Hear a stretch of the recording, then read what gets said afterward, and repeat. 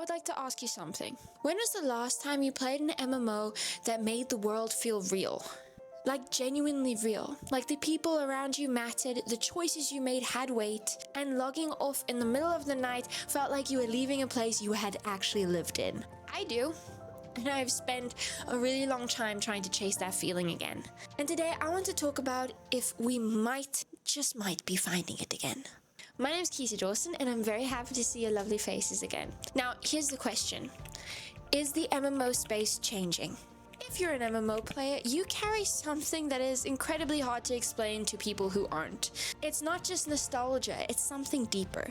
It's the memory of logging into Lord of the Rings online and being in the Shire and realizing that it's just there. And if you were social, talking to strangers and becoming friends because you were all fumbling around this wonderful, beautiful, and immersive world. Or Final Fantasy XIV, a game that literally broke at launch, got built up from scratch, and became one of the most emotionally rich MMOs ever made. A game that understood that an MMO isn't just a game, it's a place. Those games back then didn't just entertain us, they gave us a home. And then the industry kind of forgot what it meant. The last decade of MMOs, if I'm being honest with you, has been exhausting to say the least. Not that there weren't any really good games, they were, but a pattern just kept repeating itself. A new MMO would announce itself, it would look amazing and the trailer would be epic, then the community would get excited. But then the beta would have problems, and then the game would launch, and then 6 months later it became a ghost town. New World, I think, is the cleanest example. It promised us a living, breathing world, and it launched with some impressive numbers. But then the cracks showed. The endgame wasn't there, the economy was broken, the decisions felt disconnected from what players were actually asking for, and people left. And then we have Ashes of Creation. I don't bring this up to be cruel, I promise you. I bring it up because it actually represents something. And me personally as a player, as an MMO player specifically, was so excited about this game. It had years of promises, years of Kickstarter money, and fan faith that said, this is the one. Ooh. And it just kept sliding. It kept promising and kept not arriving. The community got tired and then eventually burned. Not like literally the whole community burned, but we got burned, like... So, here we are in 2026. And I want to be clear, many people have said this feels different before. Most of us, most of us have said that. It seems to be a theme in this community to cautiously believe and then quietly grieve. But I want to tell you why, in my opinion, I think this current moment is worth paying attention to. Not just because the games look good, games have always looked good in trailers, but because of who is making them and how they're actually doing it. Let's start with Chrono Odyssey, because this story isn't about the game yet, it's about the people. Chrono Odyssey ran their closed beta in June of 2025, and when it ended, something unusual happened. The CEO personally stayed up for 24 hours on the last day of beta, watching players' live streams, reading their comments in real time. He then published a statement himself by name. That might sound small, but to me, at least, it's not. Because what followed was one of the most thorough post-beta overhauls I have ever seen from a studio. They didn't just patch things, they rebuilt things. Combat responsiveness rebuilt, animation delay and input lag reduced. The way your character moves independently from the camera reworked from the ground up so you can actually strafe and reposition without being locked in place. They added a whole new weapon evolution system, and when they knew that they needed more time to do it properly, they delayed the launch instead of shipping something that was half finished. Chrono Odyssey isn't out yet, and I can't tell you it's gonna be great, but I can tell you that the people who are making it are paying attention to us, and this is a foundation I can build my hopes on. And then there's yesterday. Well, for me it's yesterday. I don't know when you will be watching this. Because as of June 5th, 2026, ArenaNet announced Guild Wars 3 at Summer Game Fest. Just let me sit with that for a second.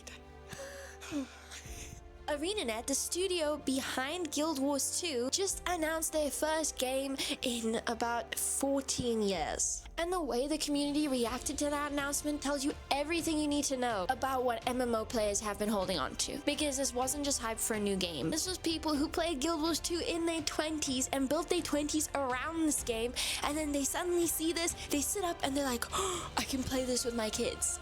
That's what a good MMO does. It doesn't just entertain you in the moment. It becomes a chapter of your life. Only my parents know how many hours I've sunk into the games. But what do we actually know about Guild Wars 3? It's set in I'm not sure how you're gonna say that. 1,000 years before the events of the original Guild Wars. You play as a Vault Warden, a guardian charged with protecting the people of the land. The art direction looks stunning from the in-engine footage. And the game director, Colin Johansson, said on stage that they're building, quote, an entirely new type of MMO, specifically around combat. So a completely new combat overhaul for MMOs that apparently we've never seen before. I'm interested to see how this plays out. Now, we've heard bold statements before, and the beta isn't until fall 2027, so we are genuinely still in the early days. But here's what's a bit different than all your MMO X's in the past. ArenaNet has 14 years of evidence that they know how to build a community and keep one. Guild Wars 2 is still going, and it's going strong. They didn't abandon their players to chase the next big thing.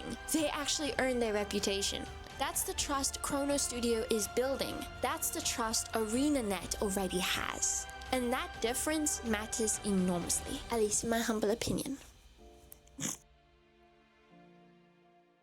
I would like to talk about what I personally think is what my generation of MMO players actually wants, because I don't think it's very complicated.